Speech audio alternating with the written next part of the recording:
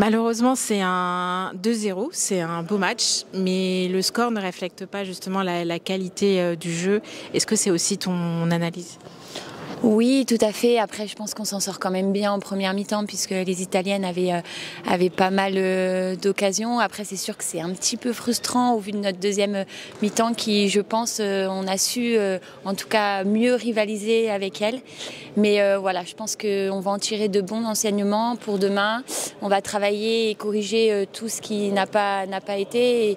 Et je pense que si on s'était dit il y a encore quelques temps qu'on allait faire un résultat comme celui-là contre les Italiennes, qui ont battu récemment l'Espagne et le Portugal, les deux meilleures nations européennes, on aurait tous signé. Donc on va malheureusement quand même se satisfaire de ce 2-0, bien qu'au vu de la deuxième mi-temps, je pense qu'on a beaucoup, en tout cas, de choses à faire valoir sur ce deuxième match demain. On a vu beaucoup de duels assez agressifs sur le terrain. On a même eu un peu peur pour toi à un moment donné.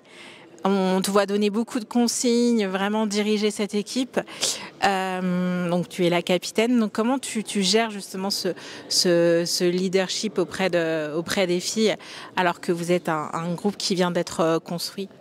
Je prends ce rôle à cœur parce que j'apprécie vraiment et puis c'est dans ma personnalité d'être plutôt leader. Après, c'est sûr que c'est pas évident en sélection, notamment dans cette sélection futsal parce que il y a énormément de nouvelles récemment. Donc pour les automatismes, c'est pas toujours facile, mais elles ont besoin de ça justement pour pouvoir être en confiance et complètement se libérer. Donc je prends ce rôle à cœur et puis j'espère que je renvoie une très belle image. Alors, il y en a qui n'étaient pas présents ce soir aujourd'hui, même s'il y a eu beaucoup d'ambiance.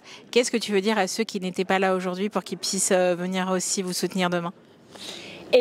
S'ils veulent revoir le match, il est en live sur YouTube. Après, faut pas hésiter à venir demain. C'est au même gymnase à Saint-Brice-sous-Forêt. Et puis après, s'ils peuvent pas venir demain, la compétition officielle qu'on prépare, c'est au mois de mars et ça sera à Besançon. Et là, ça sera le dernier tour qualificatif pour la Coupe du Monde. Et j'espère qu'à la suite de ce tour qualificatif, il y aura une fin heureuse.